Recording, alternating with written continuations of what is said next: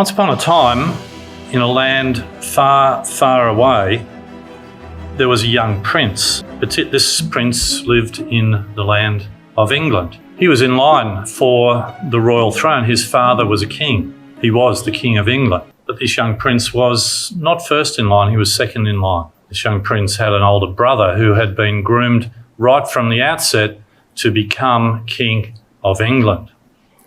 The older brother was perfect for the job. He was sensible. He had been groomed right since birth.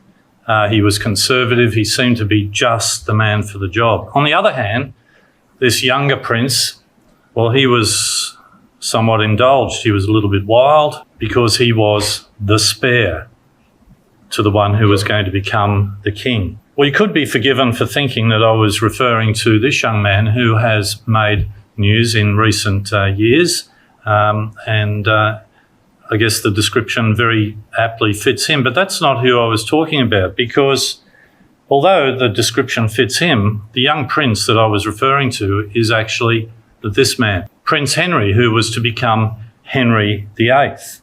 You see, Henry was never destined to become King of England because he had an older brother, Arthur. And Arthur was the one who had been groomed right from the outset. Henry was the spare. And a marriage between Henry's older brother, Arthur, and Catherine of Aragon. You've heard of Catherine of Aragon. Aragon being a province in the northeastern part of Spain. Well, that was arranged when Arthur was just 3 years old. Those sort of things happen in those days, still does happen today. But it was a political decision to create an alliance between those two countries to shore up their relations. But Arthur was actually married to Catherine at age 15. So just think about that, young people.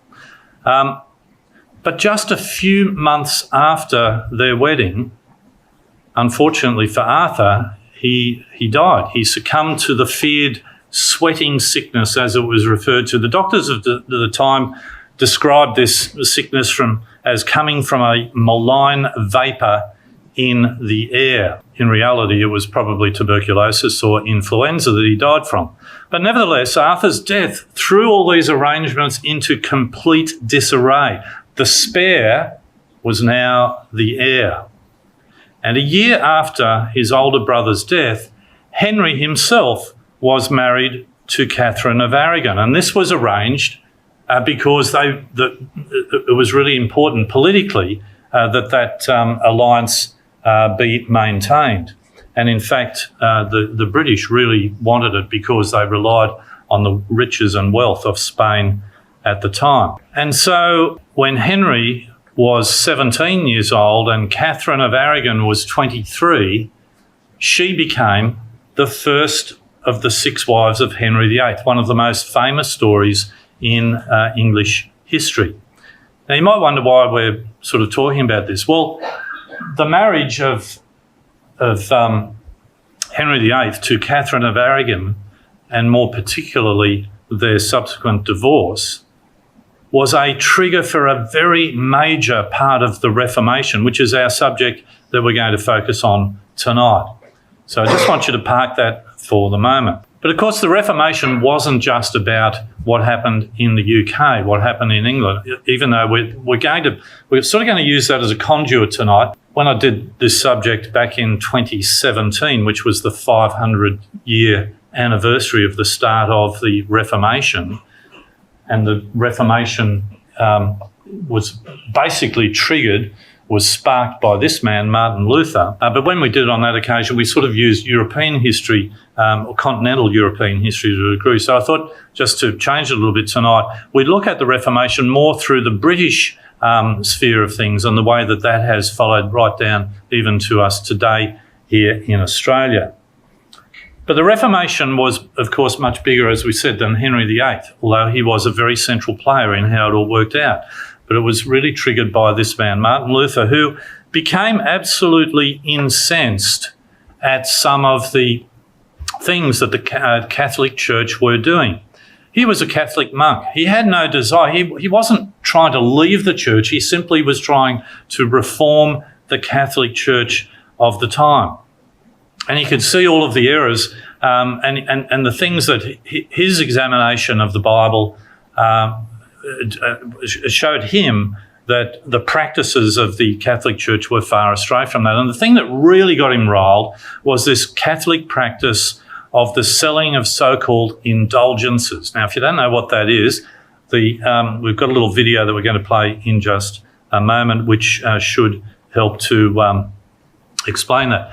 So what Martin Luther did in 1517 is he pinned these 95 objections, or 95 theses as it's referred to, on the church door in Wittenberg in Germany, demanding answers, hoping that it would trigger some sort of reformation from within the Catholic Church. But of course what it did, it lit a fire of rebellion and reformation against the Roman Catholic Church. And this directly led to the rediscovering of genuine Bible truth a little over 300 years later. And that's a point that I want to try and emphasise over our next couple of nights tonight and next Sunday night, God willing, that the rediscovery of Bible truth that took place was not something that just took place overnight. It wasn't, and forgive the pun, it wasn't a eureka moment, even for Dr. John Thomas. It was a long, slow process.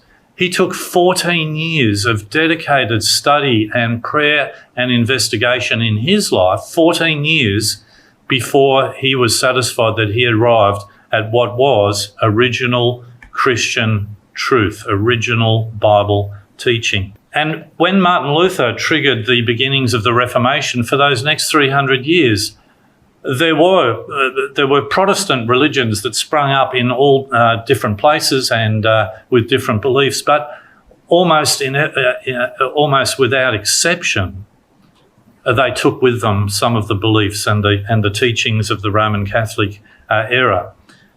And so it was a long process indeed. For well over 1,000 years, nothing had really changed in the Catholic Church and the domination of the Catholic Church over both the political and the religious Western world. If it were not for the Reformation of the early 1500s, commencing here in 1517 and going on, because, of course, Henry VIII is a contemporary to all of this happening in those early 1500s. But if it were not for that Reformation, it would be impossible for us to be sitting here in this hall tonight and to have Bibles that we can freely investigate, that we can freely read. It would simply not have been possible.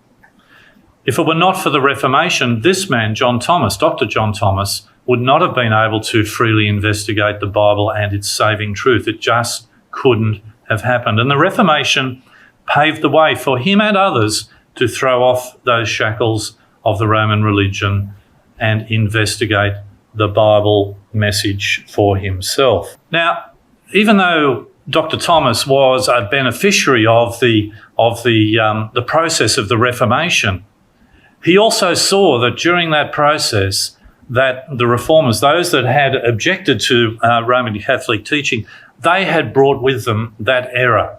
And the Protestant religions of his day were also riddled with the error that they had inadvertently perhaps taken with them. And that's why he's able to say, for example, in Elpis Israel, his seminal work, which we will be referring to tonight and also next Sunday night, God willing. But in that, and he does write in a very strident way, he writes in the way that was common and well understood in the mid-1800s. But what he says here about Protestantism as well as Catholicism, he says the moderns have no faith in the promises of God. Neither Protestants nor Papists believe on God. They have a system of faith which bears no affinity to the religion of God. Hence they hope for things which he has not promised, and consequently the most pious of them die with a lie in the right hand. The faith and hope of Protestantism are not the faith and hope of the fathers, whom God has constituted the heirs of the world. So he was very strident in his criticism of Roman Catholic era, but he was just as strident in his criticism of Protestant era that had come out of that system. Nevertheless, we will see that he does give recognition and he does give credit where credit is due, and we'll see that a little bit later on. What I want to do is just show you a couple of little video clips that hopefully will give us the background, or the backstory, as you can see on the screen, the backstory to the Reformation. We've got two of these that will follow hard on the heels of each other. I think there was a series of 5 or 6 or 7 of them. I've just selected 2, and they go for a couple of minutes each. So I think that this will explain it better than I can, and we'll kick off this little video, and hopefully our audio will kick in as it starts.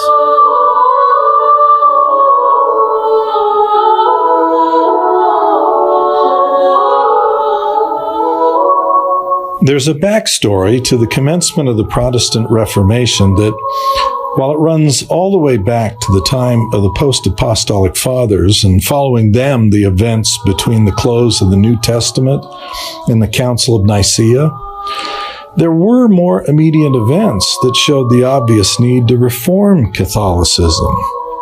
So this is to discuss those more immediate events. The Catholic Church completely dominated Western Europe, and the extent of that domination was unlimited.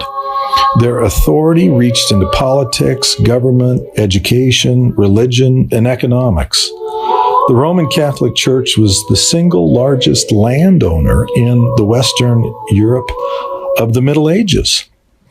In 1302, the Pope issued an edict stating that salvation outside the Catholic Church was simply not possible, and that all the authority in the Catholic Church was vested in the Pope. Then 45 years later, in 1347, the Black Death began in Europe, and 25 million people died in a period of 4 years. Society, under the complete control of the Catholic Church, was shaky enough before that. But following the Black Death, there were a lot of people whose faith had been shattered. Devout believers had been calling upon God, getting blessings from the bishops, doing what the priests could do in order to save the lives of people. They all failed, and there were many who began to rethink the order of things. They had called upon Catholic help in their distress, and Catholic help had been given, but it was ineffective. Then shortly after this, for a period of 31 years, there was an internal split to the Catholic Church. There were 2 popes claiming to be the exclusive holder of the keys from Peter. One of them in Avignon, and another claiming the same thing in Rome. Then a third pope contended he had the keys from St. Peter. From 1409 to 1415, there was a 3-way fight between Gregory XII, Benedict XIII, and Alexander V over who held primacy and could claim to be the one exclusive holder of all authority in the Catholic Church. Well, it doesn't take genius to figure out that in those circumstances, doubts about the authority of Catholicism multiplied. People living at the time witnessed a spectacle that made them wonder if Catholicism could survive the crises that had come upon them. And so that historical prelude resulted in widespread questioning and doubting about the claims of the Catholic Church to be God's sole representative for salvation on earth. Johannes Huss in Czechoslovakia and Savonarola in Florence spoke up. They were both regarded as rebellious doubters of Catholicism, and both of them were burned as martyrs because of their doubt. Catholicism was not going to share power willingly. These 2 martyrs were in recent memory when Martin Luther lived. Their deaths go to show that strongly held convictions were necessary for someone to muster the courage Martin Luther summoned to question the Roman Church. His questioning resulted in what we now refer to as the Protestant Reformation. When he protested against the Church, recent history proved it was life-threatening to come out in opposition to Rome. There are few men who would risk being burned at the stake to voice criticism against a powerful but corrupt religious hierarchy. Okay, so that little video takes us, from way back up to the time of Martin Luther. The next one will explain a little bit about Martin Luther and how his particular activities and his life affected and really triggered the Reformation from 1517 on. You'll notice in this presentation that it was produced in preparation for 2017, the 500th anniversary. But this one explains about the selling of the Catholic, the selling of the indulgences by the Catholics. So hopefully this will run smoothly as well. The Protestant Reformation is dated from a specific event that happened 500 years ago this coming October. On Sunday, October 31, 1517, Martin Luther publicly published his list of 95 criticisms of the Catholic practice of selling indulgences. This document is referred to as the 95 Theses. The 95 Theses are a list of 95 specific criticisms about the corrupt and unscriptural practice of selling indulgences. Indulgences were marketed as a product the Catholic Church could provide that transferred virtue from an available reservoir of excess blessings acquired from the saints, which could be allocated for the benefit of others. This could free a soul from purgatory earlier. This right to allocate was part of the keys of St. Peter held by the Pope. This marketing of saleable virtue was done as a blatant money-raising venture, authorized by the Pope, sold by John Tetzel, a monk, with the proceeds shared by a local nobleman and Pope Leo X. Martin Luther confronted a dilemma. If he was to criticize the Church while the Church had claimed since 1302 that there was no salvation outside the Catholic Church, was he consigning his soul to damnation? Martin Luther had to solve that dilemma about his personal salvation before he confronted and called the Church to repent of its sins. He resolved the conflict through meditation on Paul's letter to the Romans, chapter 1, verse 17. For in it, the righteousness of God is revealed from faith for faith, as it is written, the righteous shall live by faith. From this statement, Luther concluded he could trust the Bible alone to obtain faith, and faith was the means for obtaining salvation. This meant he needed to, and safely could, reject the Pope's 1302 claim that salvation outside the Catholic Church was impossible. That was a bold step, especially for someone as sincere and devoted as Martin Luther was to his religion. When Martin Luther took the leap of faith and published the 95 Theses, he set in motion changes that no one could control. Luther's original purpose was to reform Catholicism. But things were quickly outside of his control.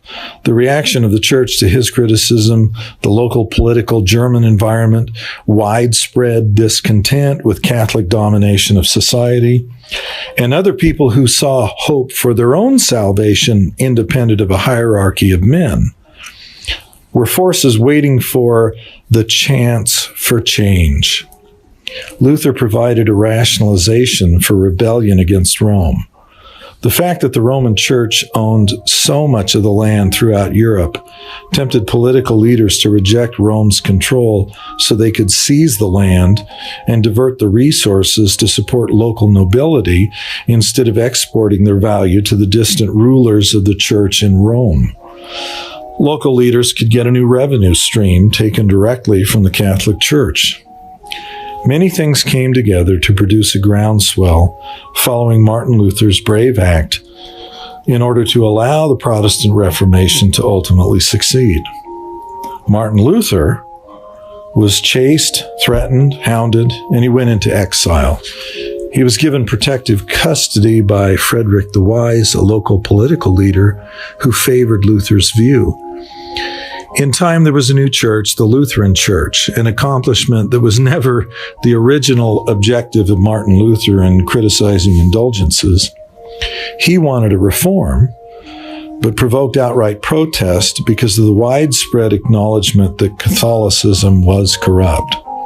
Once the fire was lit, it could not be contained. Luther's act continued, like a stone cut out of the mountain without hands, to roll down and to gain steam and to produce the Protestant Reformation. All right, so as we saw at the end of that little video, a fire was lit, and certainly it was. Martin Luther had a burning desire to reform the Catholic Church from within. But another man had a burning desire as well, and that was Henry VIII, who we've already looked at briefly. But his burning desire was to produce a son and heir. And so he tried to produce that son and heir, and it was important that it was a son. A daughter just wasn't good enough. For 24 years, he, with his wife, Catherine of Aragon, failed to produce the son and heir. And as far as he was concerned, it was all her fault. But over that 24-year period, she gave birth to no fewer than 6 children, 5 of whom died in childbirth or shortly thereafter. She did bear a son. He only lasted, I think it was 54 days before he died. And so this was a period of intense frustration for Henry VIII. And after 24 years of that frustration, he stumbled upon a Bible verse that seemed to explain it all. He found Leviticus chapter 20 and verse 21, which says, "If a man takes his brother's wife, it is impurity, they shall be childless." And Henry convinced himself that he was being punished by God by taking his brother's wife, Catherine of Aragon. And there was nothing for it. He needed a son. She couldn't provide it. As far as he was concerned, he was being punished by God. He needed to divorce her. The problem was the Catholic Church did not permit that. Henry was a devout Catholic. He attended Mass daily. He went on pilgrimages. He had no intention, a bit like Martin Luther, he had no intention of breaking away from the Catholic Church. He just wanted he wanted the Pope to give him permission to divorce Catherine and to find another wife that would produce a son and heir. Such a good Catholic was Henry that he'd even written a book defending Catholicism, and the Latin title of that book is Assertio Septem Sacramentarum, which earned him the title Defender of the Faith. And that was a title that was given to him by no one less than the Pope. You may or may not be able to read that, but Henry had coinage struck during his time, and so proud was he of this title that he was given that the Fidei Defensor title that was given to him by the Pope was placed on the coinage. Now, interestingly, that has continued down forevermore in the British coinage. Queen Elizabeth II, who we're very familiar with, see the inscription here? It's shortened, but it's still the same. Fidei Defensor, Defender of the Faith.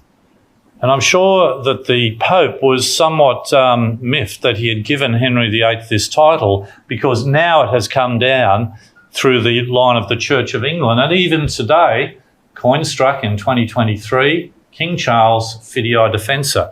So this was a title that was given to Henry VIII, but because of Henry's personal circumstances, he had to break away from the Catholic Church, and it was acrimonious. He believed that his marriage to Catherine of Aragon was against God's will. He needed to have a male heir, and so the Church of England was formed. So Henry embraced the times that he was in, and he accelerated dramatically the Reformation in the UK. Now, time doesn't permit us to go into any great detail of any of this, but a couple of things that he did. First, one really important thing was that he commissioned the printing of the Great Bible. The Great Bible was printed in 1539, and it was placed in every cathedral, and it was placed in every parish church for public reading. This is the first time in history in the Western world where a Bible was placed in a church for public reading. He also dissolved monasteries. He forcibly suppressed the Catholic monasteries, and he took their property and made himself and his people much wealthier as a result. Now, it should be noted, as we've got our little summaries just sort of on the left up here, this is Henry VIII with his head cut off, although that's what he did to some of his wives. But he had a pretty complex approach to religion, and he did chop and change a bit according to what his personal circumstances required. Now, Henry did manage to have a son with one of his subsequent wives, and that is Edward VI. Edward VI was a son of Henry's through his third wife, Jane Seymour. And at Henry's death, well, I mean, this was great. This was perfect as far as Henry's concerned, because now he had the son and heir. And at Henry's death, Edward VI became king at age 9. Now, Edward VI only lived for some 6 or 7 years. I think he was 16 at the time of his own death. But he produced a huge amount of impetus for the Protestant Reformation in just that short amount of time. He made the Church of England much more Protestant by removing Roman Catholic practices. He introduced the Book of Common Prayer, which was written by Archbishop Thomas Cranmer. We'll come back to him in a moment. You'll see that Thomas Cranmer has a lot of twists and turns in his own life. But this particular book told local ministers how to conduct church services. It replaced Latin services with English, and it was required to be used in all their services. He allowed the clergy to marry.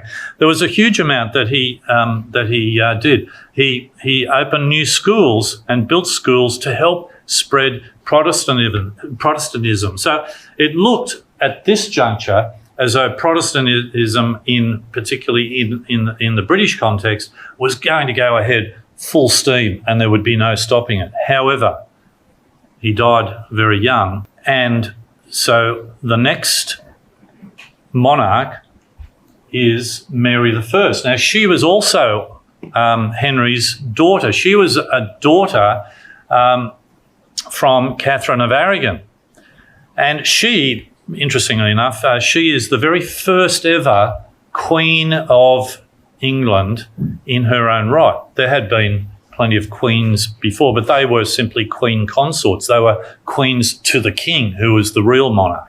But Mary became the very first ever queen. Now, she just turned everything around. She was a brutal Catholic, and nothing was too hard for her. She started persecuting the Protestants. She burnt them at the stake. It was a very difficult, it was a very tumultuous time.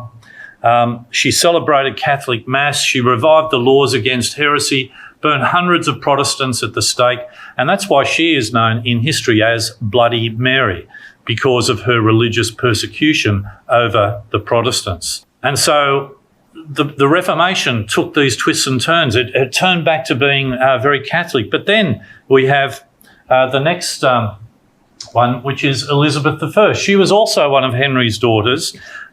She was the child of Henry and Anne Boleyn, the one he had beheaded. And she was a Protestant, but her religious views were pretty complex, and she kept some Catholic practices, but she tried to sort of fence it, as it were, in her life. Now, it was during her time that we had some, and her reign was a long one. It was, 45 years or thereabouts. She had a long reign, but it was during her time, for example, that the Protestant movement in mainland Europe, under the French Huguenots, you may have heard of them, we'll mention them again in just a moment, she actually sent troops over to help fight on behalf of the Protestants. And one of those young men who went over to fight to help the Huguenots against Catholic domination and persecution was none other than Sir Walter Raleigh. Sir Walter Raleigh, you may have heard of. He was the one who legend has it, because he was so close to Queen Elizabeth I, that he was the one who threw his cape down on the ground so that she didn't have to get her feet muddy as she walked along. Well, Sir Walter Raleigh he earned his stripes, as it were, by going over to France and fighting on behalf of England for the Huguenots, for the Reformation, for those who were protesting against Catholic domination. Now, when Elizabeth I died, there were no more heirs of Henry VIII. The Tudor line dies out. There was an unseemly scuffle for the dynasty of, or rather for the sovereignty of the United Kingdom, and the one who wins out is James I of Scotland. He was the one who became king, and so we had the introduction now of the Stuart line. Now, we don't need to spend too much time on him, except to say that he had a very important role to play. He was very religiously active, as we consider. He suppressed the Catholics, and he was the one who commissioned the very famous, which I have here, the King James Bible. Okay, so that's the King James. So he was very influential in that regard, and the King James Bible that he commissioned was unchallenged as far as its popularity was concerned until just quite recent times, probably the 1980s, when the NIV and some of the other translations became more popular in its stead.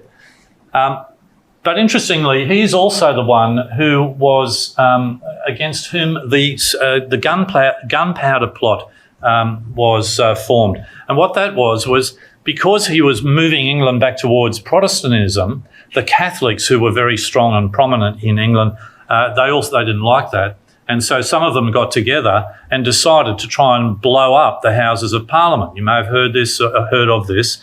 You may have learned about it in history. But it was that at that time, the gunpowder plot, one of the prominent leaders in that was a gentleman by the name of Guy Fawkes.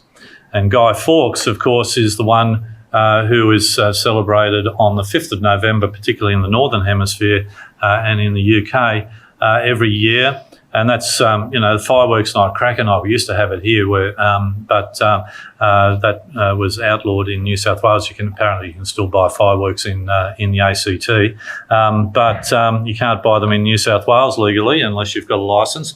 But Guy Fawkes and his colleagues tried to lurch England back to Catholicism again, and of course it was foiled at the last moment. But that was against this James I of Scotland. Just as a slight change of pace to wake everyone up as well, and something slightly lighter. Whenever, I don't know about you, but whenever I might go to, say, a cafe or somewhere these days, and you even just want to order something very simple, a waiter will come to you and say, "Are you guys ready to order your coffee or your meal or whatever?" Well, when the expression of "you guys" actually comes from Guy Fawkes, that is where the derivation has come down from. So next time you are referred to as a guy, whether you are male or female, it actually comes from this Guy Fawkes. So spare a thought when you are next addressed as a guy. Spare a thought for the role that played in the Protestant Reformation, and how that was a watershed moment that allows us to gather freely and to be able to study our Bibles. All right, enough of the English history there for the moment, but, well, not quite enough. We did say that we would come back to a particular gentleman that was mentioned earlier.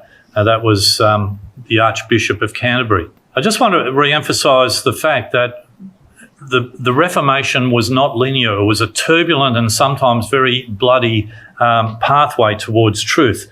And here's an example of that.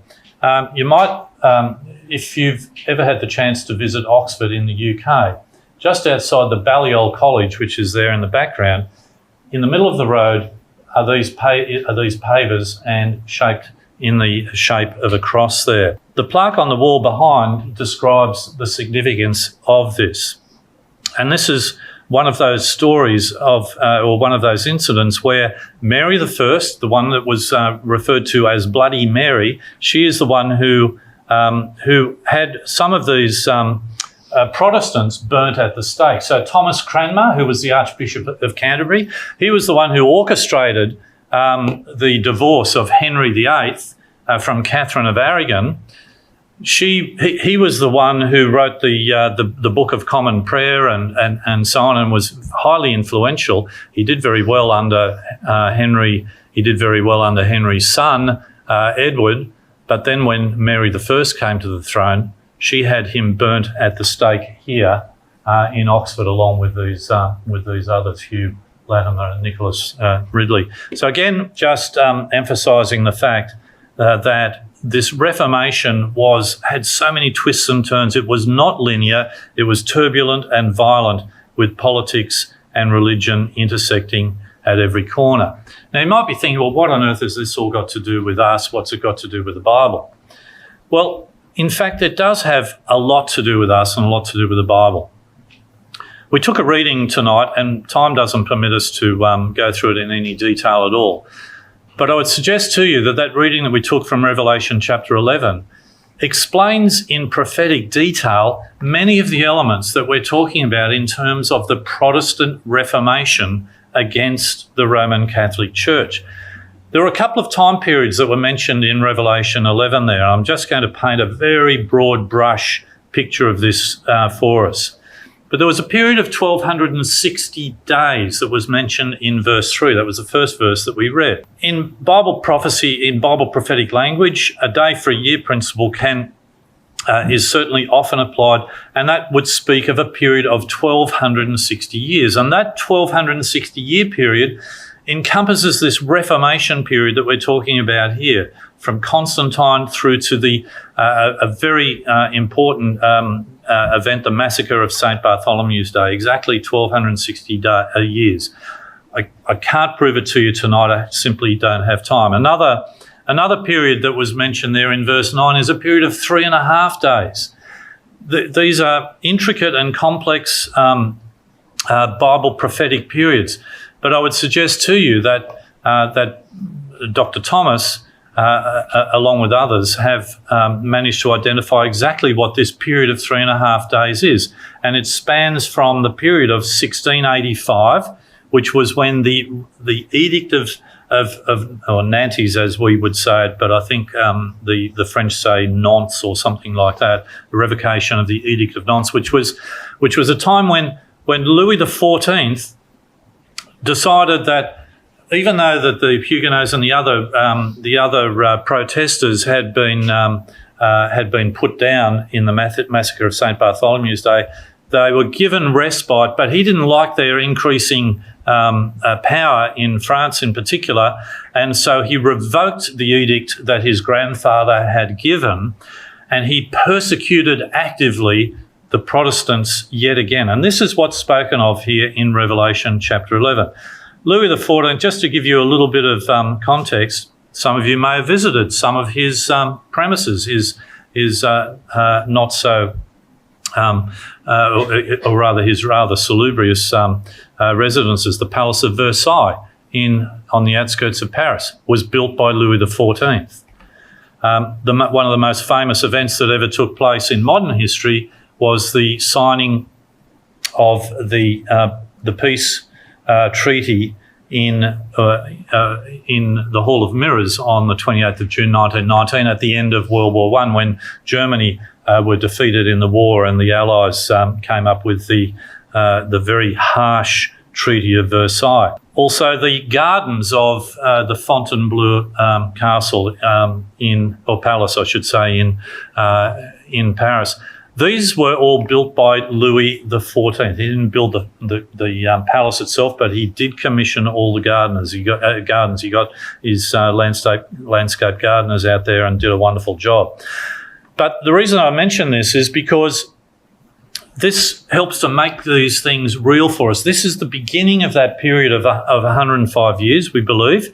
And Louis XIV, who we admire with all of his wonderful architecture and so on, nevertheless, he was brutal in his treatment of the Protestant reformers during his time. And that brutality continued right up until for 105 years to the French Revolution, which of course was the time when all of a sudden things were unshackled. The protesters were able to practice their religion much more freely. They had the liberty, equality and fraternity, which is what was brought about in 1790. A couple of things, and another one that was mentioned there in Revelation 11 in verse 10, that there would be rejoicing and making merry over the destruction of the protesters, of the Protestant movement against the Roman Catholic Church. And here you have a coin that was struck by Pope Gregory of the time, where he's actually celebrating the destruction of the Huguenots. Here we have an angel bearing a cross, and the Latin writing there says, Massacre of the Huguenots, 1572. Now, I know I've really rushed through all of that, and we can probably skip these next, or we'll skip that slide, but we'll just come through to a summary. This is just a very broad brush, and I would encourage everyone to have a closer look at it themselves. But the witnesses, the two witnesses that were spoken about in Revelation chapter 11 that we've looked at tonight, is talking about this Protestant period, right from 312, when Christianity was enforced by Constantine, right through to the Huguenots to 1572, that 1260-year period. That was when the Huguenots were massacred in France. And then this other period of 105 years that's also mentioned in Revelation chapter 11. I just want to concentrate on that one on the bottom there for a moment, because the reason I want to just concentrate on that very briefly is I just want to emphasise that Dr. Thomas, Brother John Thomas, as we would refer to him, Dr. Thomas was prepared to acknowledge when other people were able to help him in his understanding. He was prepared to acknowledge the work of the reformers who came and gave him shoulders on which to stand. Now, what do I mean by that? Well, let's change tack slightly, and I'll show you a couple of holiday photographs. And there is a relevance to this. A couple of months ago, my dear wife and I celebrated our 40th wedding anniversary. 40 years ago, we honeymooned in Tasmania, and so we went back to Tasmania and we visited, amongst other places, a couple of months ago, a little town called Bicheno. Beautiful little town up in the northeast of Tasmania, quite close to Wineglass Bay, the most photographed place in all of Tasmania. Why do I mention this? Well, Bicheno, it's an unusual name, isn't it? But Bicheno is named after James Ebenezer Bicheno, who was appointed from the UK as the Colonial Secretary of Van Diemen's Land in 1842. All right? You might think, well, so what? That's why the town was named after him. Well, his father was the Reverend James Bicheno. He was a Protestant reverend in the UK. And it just so happens that this James Bicheno is acknowledged by Dr. John Thomas as being a person on whose shoulders he stood in his coming to an understanding of Bible truth. And here we've got a couple of quotes. First one from Elpis Israel, and also Brother Robert Roberts in 13 lectures. And here he acknowledges that Bicheno as being someone who helped him to understand what Revelation chapter 11 was actually saying. And you can probably scan through it, but I've just underlined the last little bit where he says he did well. This is referring to Bicheno. He did well in stirring up his own generation to the study of the apocalypse and in discovering for us the true import of the 3 days and a half. That's what we were referring to before, that what we believe to be 105 years. His labour was not lost, and we thank our Heavenly Father for raising up such witnesses whose memory the faithful in Christ Jesus do always delight to honour. Brother Roberts also acknowledges that as well. So I just wanted to highlight that to show that, number one, Dr. Thomas was a beneficiary of the Reformation process. He benefited from the likes of this Reverend Bicheno, who was able to help unlock some of the prophetic time periods of Revelation chapter 11. And number two is that Dr. Thomas was prepared to make those acknowledgements And also, and the third point is that it didn't come to him overnight. It was a long, arduous process for him to arrive at Bible truth. And so finally on Bicheno, if you ever have the opportunity to visit there, you have to go to this place. This is the Lobster Shack on the shore of Bicheno. They have absolutely sensational meals there, and particularly their lobster roll. So if you ever go to Bicheno, you've got to go and enjoy a lobster roll there. But if you ever come across Bicheno, if you ever hear of it, just spare a thought for the fact that this is related to our subject tonight and of the Reformation and of the protesting against the Roman Catholic Church, and the fact that Brother Thomas and Brother Roberts were prepared to acknowledge his work in helping them. Now, time rolls on, and because of persecution and pressure that were applied to the Protestants, both in mainland Europe and also in the UK, there was a genuine desire to unshackle themselves from Roman Catholicism. King James, the one that commissioned this Bible, King James, he tended to isolate people somewhat. He was a very polarising sort of leader. And so during his time, we had the Mayflower Pilgrims who left the UK. They wanted to unshackle themselves from the Church of England. And you had John Wesley, who also was not happy with the state of the Church of England. And so part of all of this upheaval of Protestants being forced to move out of mainland Europe and out of the UK, they had to move to other parts of the world to avoid Catholic persecution and also to follow their religion as they saw it to be true. And this brings us to a link to the here and now here in Australia, because here we find ourselves in Australia as beneficiaries of this process. This is a fairly unassuming looking monument on the corner of Hunter and Bligh Street in Sydney. But it's actually quite relevant to our discussion tonight. This monument tells us that the very first Christian service was held in Australia by this Reverend Richard Johnson. And that happened on the 3rd of February, 1788. So Richard Johnson, who was an Anglican minister who was sent to Australia specially to make Australia an Anglican nation, he established that just 1 week after the First Fleet had put their flag into the soil in Sydney Cove. This Richard Johnson was a Protestant. He was an Anglican. He was a close friend of William Pitt, the British Prime Minister.